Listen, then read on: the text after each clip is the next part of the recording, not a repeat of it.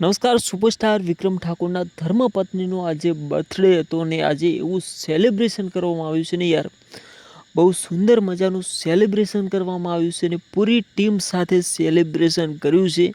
અને આજે વિક્રમ ઠાકોર લાઈવ આવ્યા હતા અને સેલિબ્રેશન જોરદાર કર્યું યાર.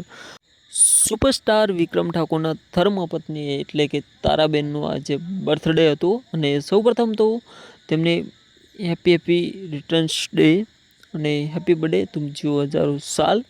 તો આજે વાત કરીએ વિક્રમ ઠાકોરના ફિલ્મની, તો ફિલ્મનું શૂટિંગ ચાલુ જ હશે કારણ કે બધા જ એક્ટરો અહીંયા છે અને તે લોકો બર્થડે વિશ કરી રહ્યા છે. તો પિક્ચરનું નામ છે ઘાયલને શું થાય.